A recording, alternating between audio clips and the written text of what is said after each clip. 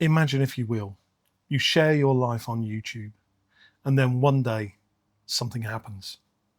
Something that will change your life profoundly, and at the same time you agree to keep it a secret at the request of a third party who are also involved in this news. Then imagine that you try to maintain your YouTube persona and share your life knowing there's this one huge element that's off bounds. Well, welcome to our world. We're going to spill the beans today. We've got some news we want to share, and we think that this news is potentially going to provoke a number of questions from you. So next week's video will be a Q&A about this week's video. So if you do have any questions as we go through this, please put them in the comments below, and we'll get to that in the next video.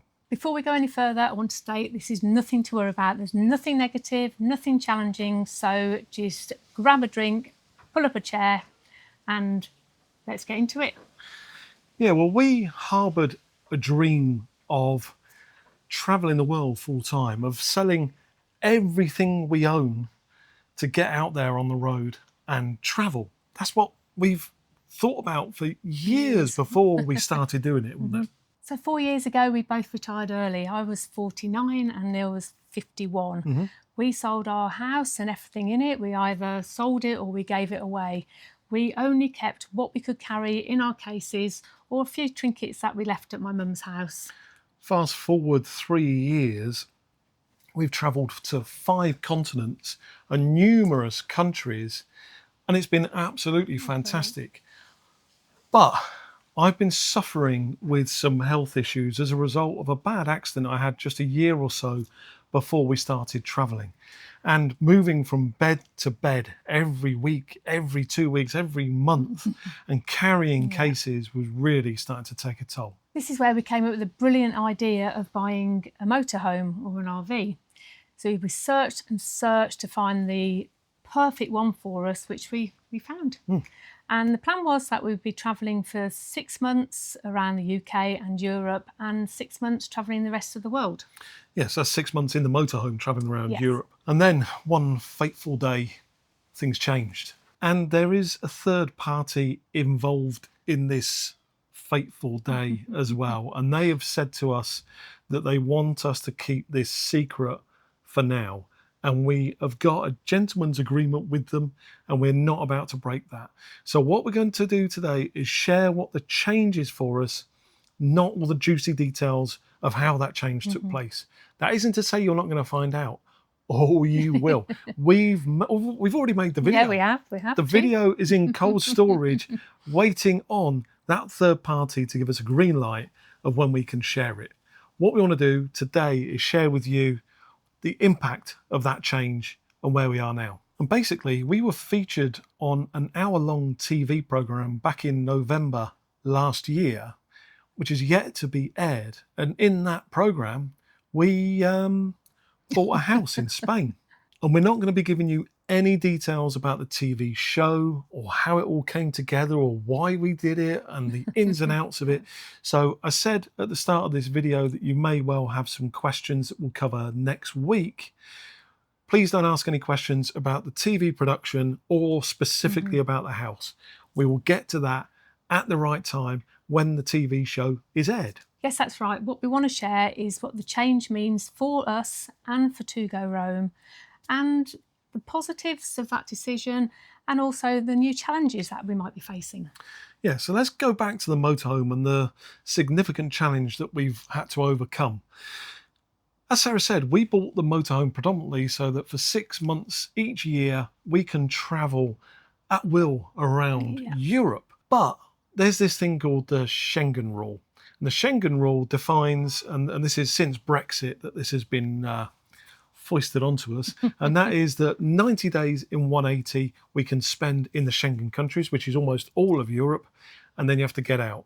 So the way that works, to keep it simple, use an example, would be we could go to Europe, spend 90 days, and then come out for 90 days, then go back for 90 days, and out for 90 days, and so on.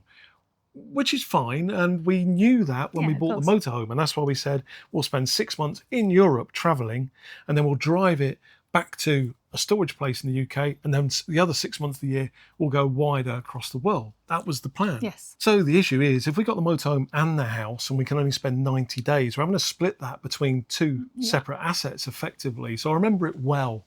We were in a rooftop bar in Spain, and we'd already spent a couple of weeks exploring Spain and seeing just how beautiful the country is when you get away from those touristic areas.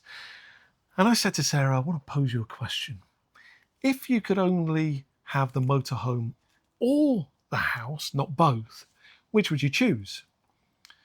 And she took a little sip of her drink and she looked into the middle distance and she said, the house.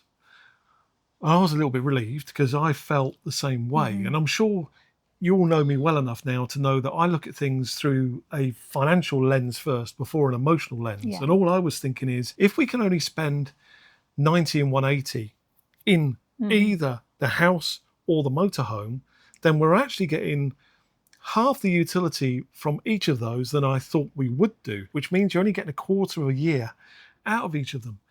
So we took the very difficult decision to actually sell the motorhome. So a lot of you have been saying, where's the motorhome? We could only have one or the other. And what we've done is the money that was tied up in the motorhome, we've now got that invested and working for us. And we've got the rest of the money tied up in the house. Yeah, and as Neil said, that wasn't an easy decision at all. But for anyone else who may be facing a similar financial dilemma, once we made that decision, we didn't look back. However much we loved that motorhome, and we did not look back on that decision. And in fact, to get our motorhome fixed, we're already looking at different ways we can do that. So hiring an RV, a motorhome in Australia, America, Canada. We're definitely looking forward to doing something like that in future, and we will share all of that on here. We will do. So where does that leave us now? Well, we own a house in Spain. We've owned it since February, in fact. And that's why this has been particularly difficult for us, because being told by the production company, don't share anything, because they don't want to ruin the surprise for people, really. Yet we're making videos all the time. And what we don't want to be is in a position of saying, and this week we're just so happen we're in Spain again. And you'll go, well, what's going on? And where's this motorhome? This doesn't make sense. We've had to keep this a secret for so long.